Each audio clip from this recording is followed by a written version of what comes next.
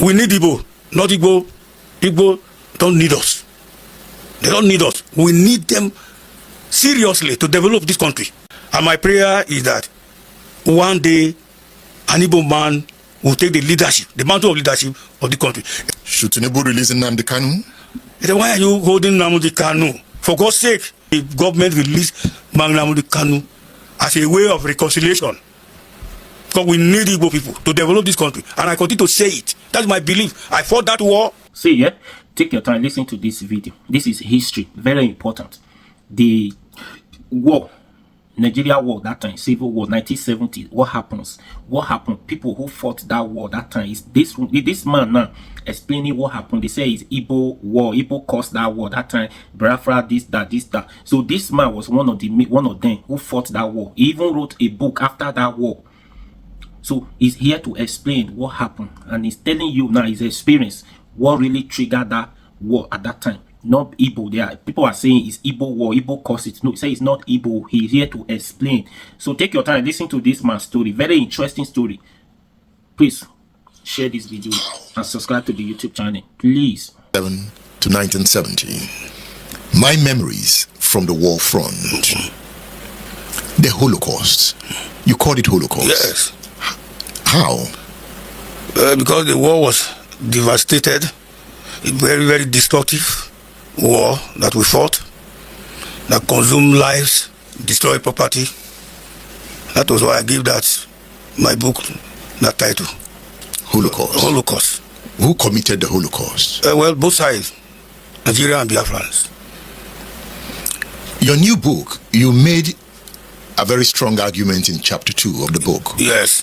Saying that the Igbos did not cause the war. Yes. Who caused the war?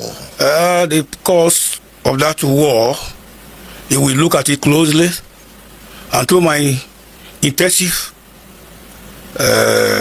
research, I discovered that war was caused by the revengeful counter-coup of Major Murtala Mohammed, July 29, 1966. You see, that coup brought about hardship to Igbo people. The coup was a coup of revengeance. Through my research, I equally discovered that the killings of July 29, 1966 can be referred to a massacre of Igbo people. The senseless killing, it to say Lieutenant Colonel Yakubu Gowon stemmed the degeneration of that killing into Igbo program. There could have not been war at all, civil war at all. But that coup, mass killing, snowballed into Igbo program that brought about the war, ignited the war itself. That is my opinion. There's no other way you can look at it. That is the truth of the matter. And that's my strong belief. It was not the Nzeogwu revolution, you know, 1966 revolution that was erroneously believed to be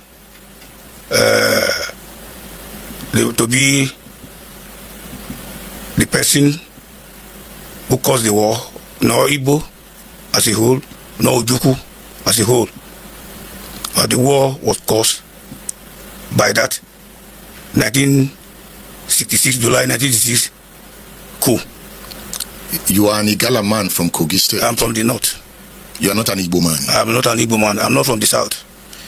You joined the Nigerian Army in 1967. I joined the Nigerian Army in 1967.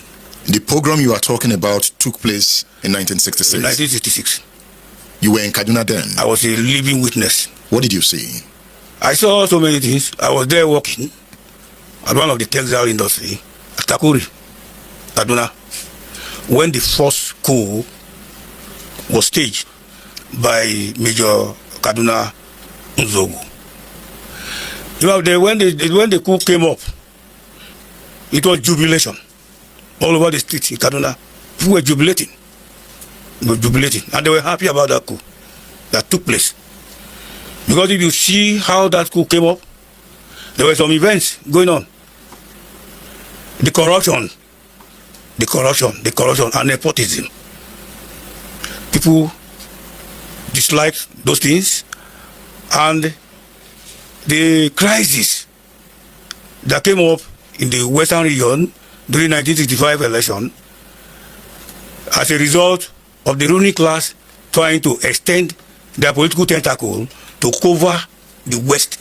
So it resulted to using talks to snatch away boxes. There was naked rigging of election that degenerated into almost anarchy in the West. So the riot in the West, which was popularly referred to as Operation Weti, Operation Weti, where mass people were killed, was going on. The Prime Minister was helpless to quell the situation, and this created an avenue for the military people to take over. And you said there were jubilations in the street of Kaduna. Yes, when Nzeogwu and co struck. But why would they jubilate when Ahmadu Bello, their leader, was killed in that coup? Because of the happenings, the political happenings during that time. People were disenchanted with the level of corruption going on among the ruling class. The nepotism was going on. And it came to a level where vote did not count. In our nascent democracy in the Fourth Republic. So people were not happy. Who did you see jubilating? Were they northerners? The masses. Or southerners in Kaduna? Masses of the people. Did you jubilate? Yes, I did. You welcomed the coup? I thought it was a relief, a big relief. I thought it was a big relief. In your first book, this book, yes, this is your first book, exactly, about the war. Yeah, you titled the book "The Bloody Nigerian Biafran War." Exactly. You called the first coup a revolution. A revolution. Why was it a revolution? Because it was a change in government. Changing government. In this book, it's like you celebrated the first coup. I celebrated it. If you look at the personality of those who staged the coup, the January coup 1966, they were radicals, element, well read. Look at the life of Nzeogwu, Kaduna Nzeogwu. He was widely read with the school of Marxist philosophy, and he was vast in military history. So he was a radical socialist officer who wanted a change of government. He wanted a change of government. They wanted to clean up the government, the First Republic, because they saw that that government of Baliwa was not working. It was not working. So they wanted to uproot it. So that was why Sadana was killed. Sadana was the leader of the party, NPC, who stayed in Kaduna. Tafawa Balewa was the prime minister who controlled the apparatus at the federal level. So Anu wanted to change this rotten apparatus. So they became targets. Two of them became targets of the revolutionaries. You also make the point in your first book, yes, that it was not an Igbo coup. No, it's not an Igbo coup. It's not an Igbo coup. Because I disagree with those people who have been lying that Nzeogwu coup was an Igbo coup. Some of them are even arguing that because only Major Ademoyiga, who is a Yoruba major, if not the whole 8 of them were Igbos. That was the premise they look at it from. And it was a wrong premise. You see, a revolution is a revolution. Whether people are from the same place, provided you have the same mind to remove those in power, it doesn't matter at all. It doesn't matter at all. I don't agree with those people who tag Nzeogwu revolution as Igbo revolution. You know, some would say that the killings were targeted towards certain regions. Why another region was excluded from the killings. And if you look at the region that was excluded from the killing, the eastern region, most of the officers that carried out that coup came from that region or close to it. So they have defined that coincidence as an Igbo coup. Not even coincidence. You can't say it's coincidence. Okay. It's a reality. The revolutionary wanted to change the government. Who were the people who were holding the apparatus of the government? The ruling class, the ruling party. Sarana was the head of the party. He stayed in Kaduna. If you want to change that government without eliminating Sarana, do you think that government that coup will succeed? That was why they became target of the revolutionaries. What about Akintola? Akintola was, yes, Akintola. You see what happened was that they made an alliance with the party of Akintola. That was, I was telling you that the ruling party wanted to extend their political tentacle to capture power in the West. And it deteriorated to crisis, serious crisis. You see, so Western region became a problematic region that must be dealt with.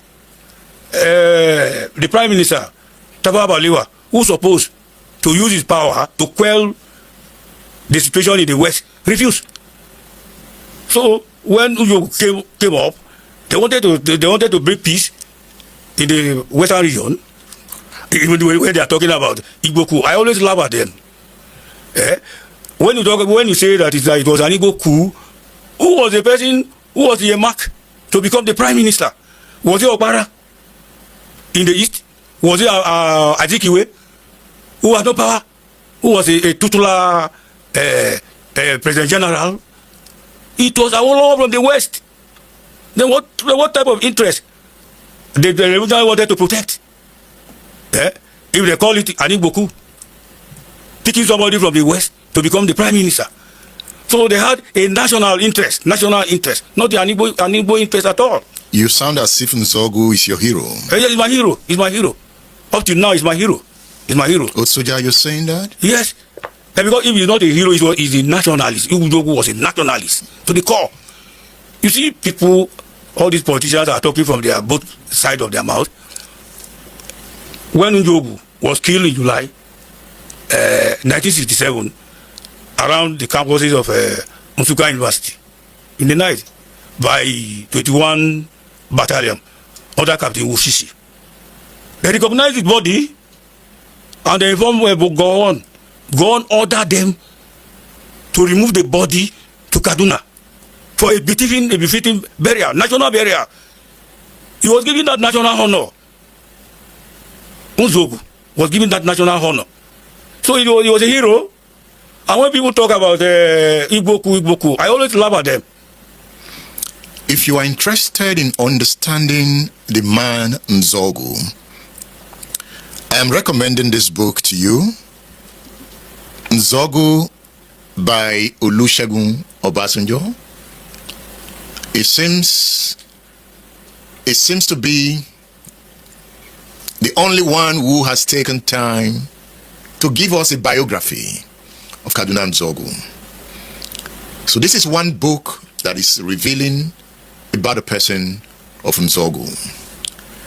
And Warrant Officer Peter Salifu, retired, seems to admire Nzeogwu a lot. So you can get this book on udarabooks.com, or you can order it through our WhatsApp numbers. So the numbers are on the screen.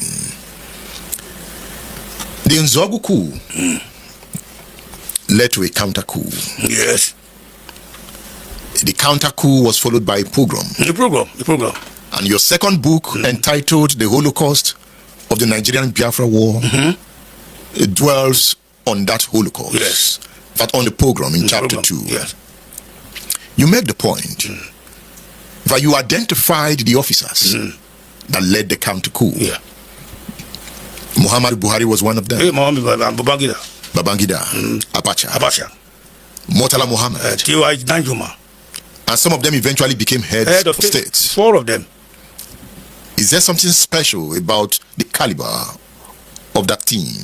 If you look at it, you examine that coup and the enthronement of these people as head of state, military head of state, you realize that these people were the people who entrenched ethnicity into Nigerian politics. How do you mean?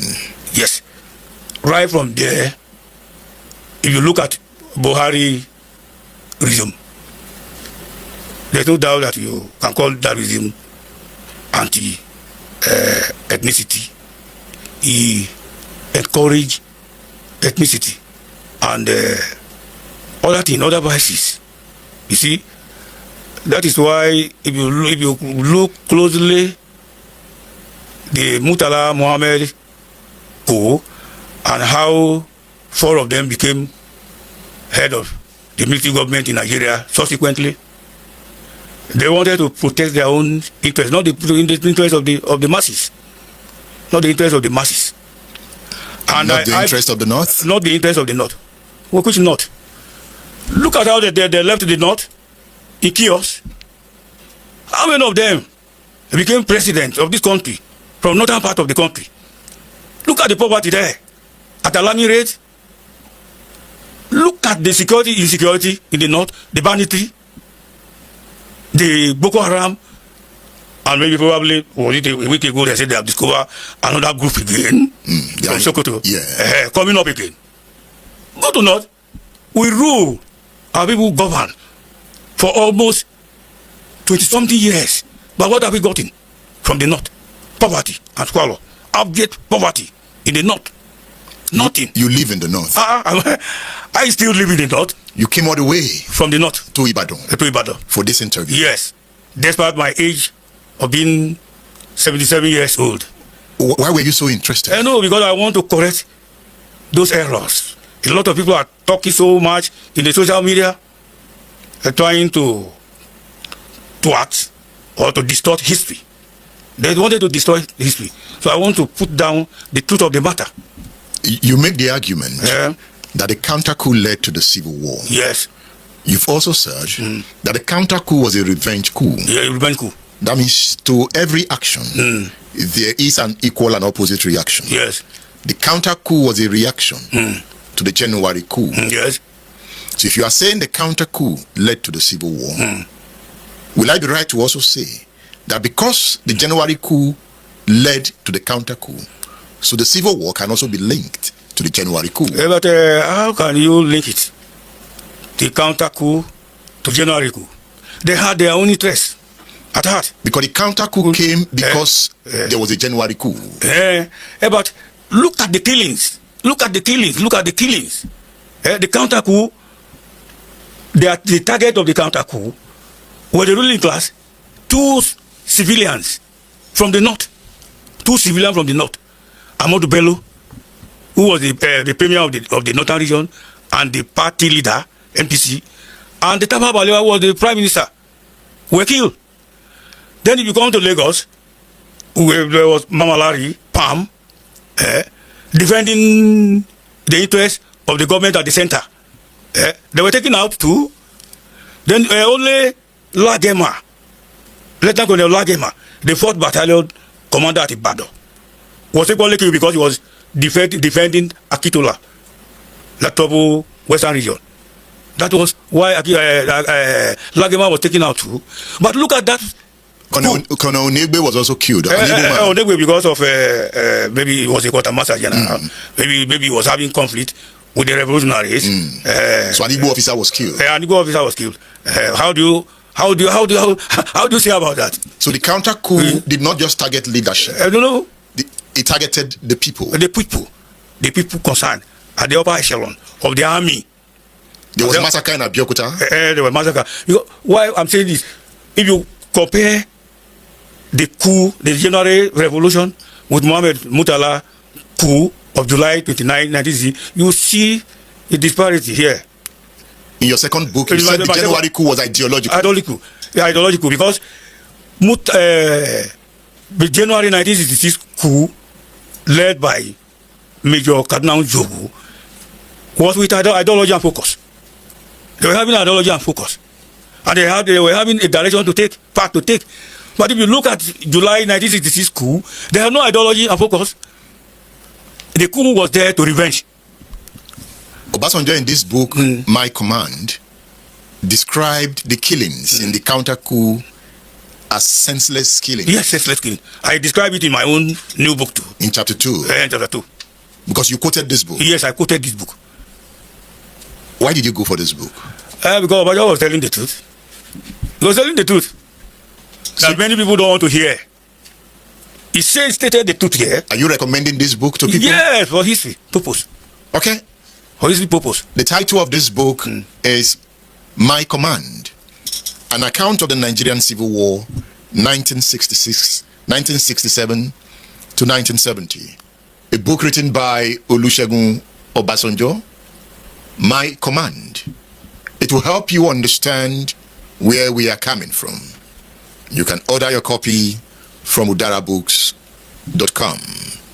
Obasanjo said that the killings in the counter-coup were senseless.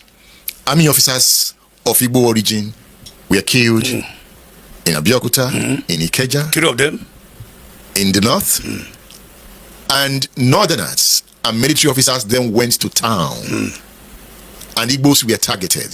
That was what you saw. Yes, yes. In Kaduna. Igbo men and women were killed, yes. even children. Yes. That's what you call the pogrom. Yes, yes. And because of the pogrom, there was war. Yes. In 1967, you joined the Nigerian army. Yes. After you have witnessed the pogrom. The program, yes. You joined the Nigerian army during wartime. Yes. When did you realize that it was a pogrom? Was it before you joined the army or after you have left the army? I saw everything. I was a living witness. Then after the war, I decided to write my book. Why did you join the army to fight Biafra? To keep Nigeria one. That was the slogan to us. That was the slogan to us. There was no any other slogan rather than to keep Nigeria one. So by the time you were joining the army, you believed that the Igbo nation was wrong? Anyway, but later on I discovered that they were not wrong. You know, I was in the trench for 20 months, fighting day and night. 20 months without being posted to rear or transferred from the trench until the end of the war. And I saw how the Biafrans were determined with zeal to fight us. They were fighting for survival. Even it came to a point in 1969 when a lot of soldiers realized that the war was fruitless. It was not the war that only the ordinary people were being killed in the war front, and those who caused the war were not affected. People started to inflict themselves with injury to be taken to the rear, until Obasanjo came to save the situation and ended the war. If not, and I believe I stated in my book there how Biafra surrender. It was not much of our firepower or anything. It was hunger. It was hunger. Because when we block the Cameroon border through road, Calabar, and we block Port Harcourt through air, Biafra was not having any access to outside world through air, through water, through land.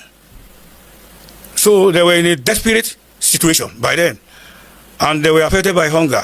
I think that factor alone affected the people, the Biafran soldiers on the battlefield. You see, and one thing I jealous Biafra here, I stated in my book, when they were blocked and they were not having access to either weapon from outside world or food, they went into a drawing board, called all their scientists, and they started to produce locally their own weapon to confront us. They confronted us for almost 1 year and some days, because we were rejoicing that after the blockade, the Biafran would give up. But they did not give up. They produced their own weapon to confront us. And I reminded Nigeria that they could have harnessed the resources, human resources, the scientific evolution that took place in Biafra to shape the scope of our military department. In your book, you mentioned Biafran armored vehicle called Red Devil. Red Devil. You saw it in action. They confronted us more than it was a monster, a dangerous monster. Locally built. Locally built. Locally built.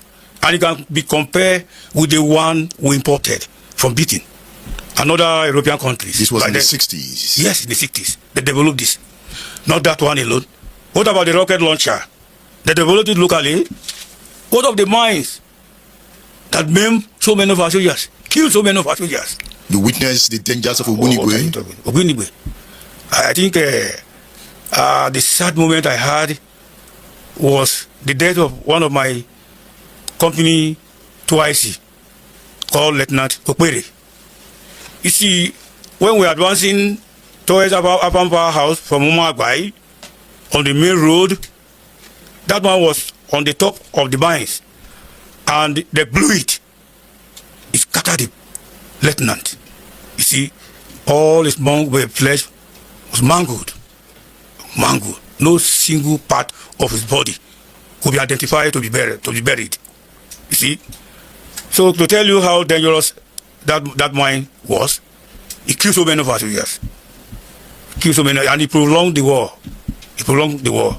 What about the grenade? The hand grenade. They produced it. I could remember the fight at Aba Waterside, where they were putting chemical in the bottle and threw to us. Killed so many of our soldiers. That was the innovation. You remember the crossing of Imo River? Yes.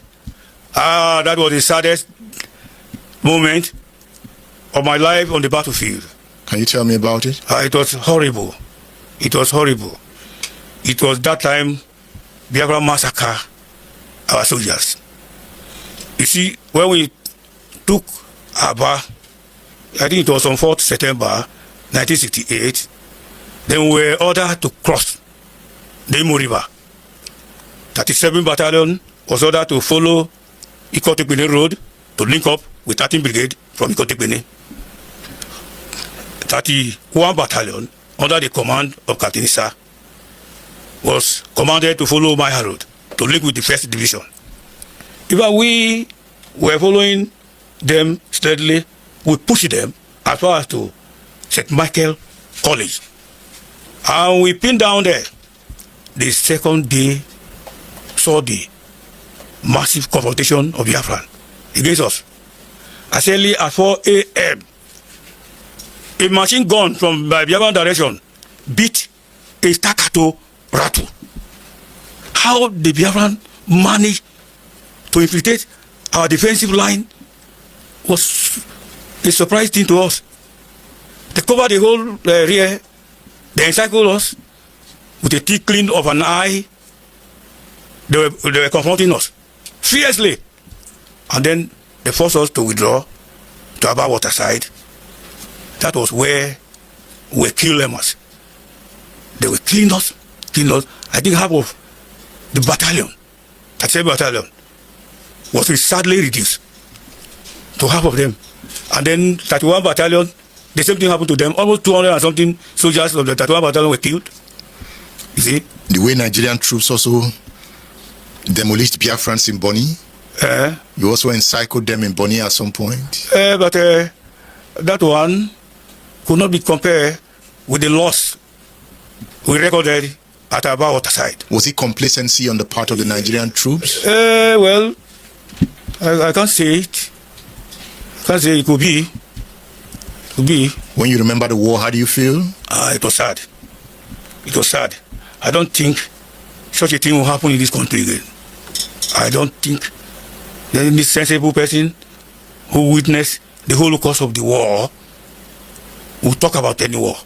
But some young persons are ready to fight again. Nigeria. What about Nigeria itself? What about the politicians? Have they learned any lesson? It's sad, very sad indeed. Our politicians have never learned any lesson at all about the war. They have not learned any lesson. Politics led to the coup. Yes. Massive rigging of elections. Of elections. As we speak, we are still talking of rigging of elections. It's even more than the First Republic. More than the First Republic. Vote doesn't count again. Now, the politicians who have money, the highest bidder, they will rig an election and ask you to go to court. And our courts, the politicians, they have hijacked our courts today. It is the court that declare a person winner in a political contest. It's not the masses again, not the electorate. That's the sad aspect of it. You are experiencing this as a 77-year-old man. Yes. And you are pained. Very painful. I mean, we don't learn from history. We don't. We don't. And I have to remind Nigerians that there is no country that can survive 2 civil wars. It's going to be a destruction. It's going to be a destruction. They have to learn the lesson. They have to learn the lesson. And put aside this Machiavellian politics. They justify the means. They justify the means. Look at what the governors of this country are accumulating today. Yeah? In those days, we were hearing embezzlement of public funds in thousands, but today in billions.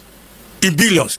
Maybe probably, who knows, by tomorrow it will reach trillions of naira. You know, Nzeogwu's coup speech was talking about those who collect 10%. 10%.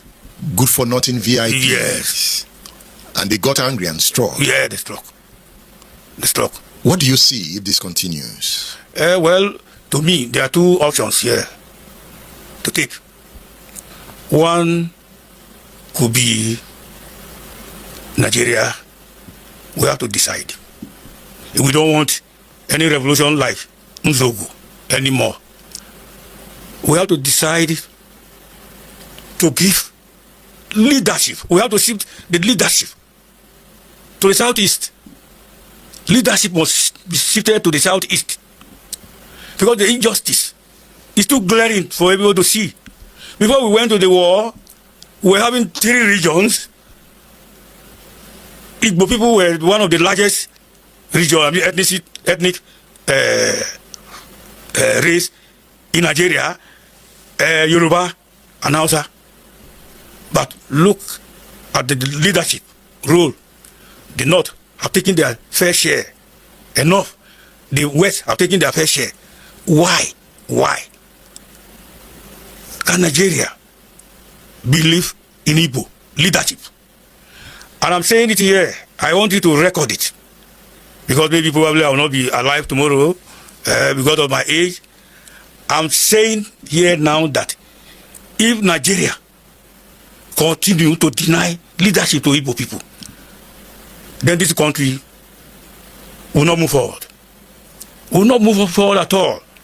Because we are having a race, an Igbo race, that are so intelligent, so industrious, so powerful. We saw them on the war front. We know what Igbo is. They are capable of developing the economy of this country. They are the only people that can develop the economy of this country. They have tested Yoruba, we tested the North.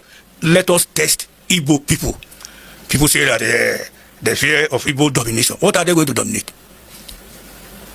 What are they going to dominate? What about the small-scale businesses throughout the whole country? Igbo control it, the economy, and it will be functioning very well. But if you are giving them a larger economy, they will develop it for the interest of this country. That is my belief. And I sincerely believe that if the mantle of leadership, political mantle of leadership is shifted to Igbo, within 4 years, the economy of this country will develop. Like Singapore, like Brazil, like India. That is my belief. That is my earnest opinion. This is your faith in the Igbo nation? Yes. I'm not an Igbo man. I'm not from the southeast. I'm not from the southwest. I'm from the north. But Igbo politicians are part of the mess in Nigeria. No, they are not. You have not given them the leadership. But they are leading their state. At the state level? No.